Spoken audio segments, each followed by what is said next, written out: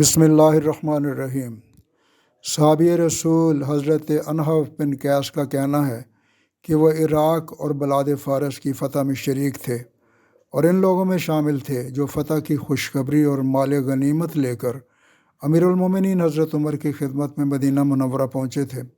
کہتے ہیں کہ فتح کی خوشی اور مال غنیمت کی فراوانی کے باعث ہم نے مدینہ منورہ میں داخل ہونے سے پہلے پرانے سادہ لباس اتار کر عمدہ اور قیمتی لباس زیب تن کیے اور امیر المومنین کی خدمت میں حاضر ہوئے۔ انہوں نے ہمیں دیکھا تو منہ پھیر لیا اور کوئی گفتگو نہ کی۔ ہم بہت پریشان ہوئے۔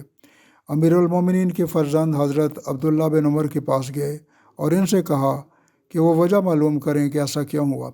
انہوں نے بتایا کہ تمہارا فاخرانہ لباس امیر المومنین کی ناراضگی کا باعث بنا ہے۔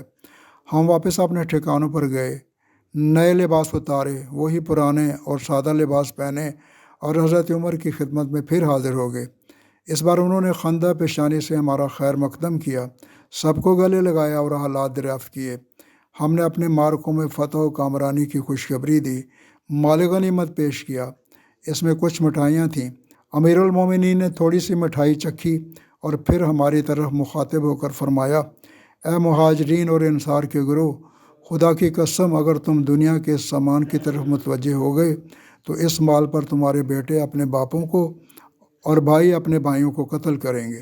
اس کے بعد وہ مٹھائیاں شہداء کے گھروں میں بھجوا دیں اور غنیمت کا مال ہم میں برابر تقسیم کر کے خالی ہاتھ گھر روانہ ہو گئے۔ ان کے جانے کے بعد مجلس میں بیٹھے لوگوں نے آپس میں مشورہ کیا کہ اب حالات بہت تبدیل ہو گئے ہیں، اس لیے ہمیں امیر المومنین سے بات کرنی چاہیے کہ وہ اپنا یہ پرانا جبہ بدل دیں جس پر 12 پیوند لگے ہوئے ہیں اور کوئی اچھا سا لباس پہنے، کیونکہ مختلف ممالک اور اقوام کے وفود آتے ہیں، اس لیے امیر المومنین کو ان کے ساتھ اچھے لباس میں ملاقات کرنی چاہیے۔ اس طرح ان سے یہ بھی گزارش کی جائے کہ وہ اپنی خوراک میں تبدیلی کریں اور اچھی خوراک استعمال کیا کریں تاکہ ان کی صحت بہتر ہو اور وہ امت کے معاملات زیادہ اچھے طریقے سے سر انجام دے سکیں۔ مگر سوال یہ تھا کہ ان سے بات کون کرے گا؟ مشورہ ہوا کہ حضرت علی کرم اللہ وجہہ سے عرض کیا جائے، وہی یہ بات ان سے کہہ دیں گے۔ مجلس کے شرکاء میں سے کچھ لوگ حضرت علی کے پاس گئے اور ان سے مدعا بیان کیا تو انہوں نے فرمایا کہ اگر یہ بات امیر المومنین سے ضرور کرنی ہے تو اس کے لیے امہات المومنین بالخصوص حضرت عائشہ اور حضرت حفصہ سے رجوع کیا جائے، وہ یہ بات زیادہ بہتر طریقے سے کر سکیں گی۔ چنانچہ وفد امت کی ان دونوں ماؤں کی خدمت میں حاضر ہوا۔ حضرت عائشہ نے امیر المومنین سے بات کرنے کی حامی بھر لی، جبکہ حضرت حفصہ نے، جو خود امیر المومنین حضرت عمر کی بیٹی تھیں، کہا کہ میں ساتھ چلی جاتی ہوں، لیکن مجھے امید نہیں کہ وہ یہ بات قبول کریں گے۔ چنانچہ ایسا ہی ہوا۔ امت کی دونوں ماؤں نے مل کر امیر المومنین حضرت عمر کی خدمت میں یہ معروضات پیش کیں تو امیر المومنین سن کر رو پڑے اور حضرت عائشہ سے پوچھا کہ آپ بتائیں، کیا جناب نبی اکرم صلی اللہ علیہ وآلہ وسلم نے کبھی مسلسل 3 روز گندم کی روٹی کھائی؟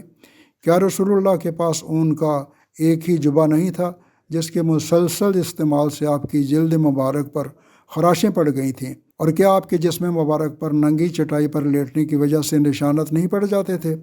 پھر حضرت حفصہ سے کہا کہ یہ بات تو تم نے خود مجھ سے بیان کی تھی کہ ایک رات تم نے رسول اللہ کا بستر زیادہ نرم کر دیا جس کی وجہ سے آپ صبح کی نماز تک سوتے رہے، اور جب صبح اٹھے تو ناراضگی کا اظہار فرمایا کہ اس نرم بستر کی وجہ سے وہ رات کا قیام نہیں فرما سکے۔ اس کے بعد حضرت عمر نے فرمایا کہ مجھے میرے حال پر رہنے دو، میں اپنے دونوں ساتھیوں جناب نبی اکرم صلی اللہ علیہ وآلہ وسلم اور حضرت ابو بکر صدیق کے پاس جانا چاہتا ہوں، اور اگر میں نے ان کا طریقہ ترک کر دیا تو ان تک کیسے پہنچ پاؤں گا؟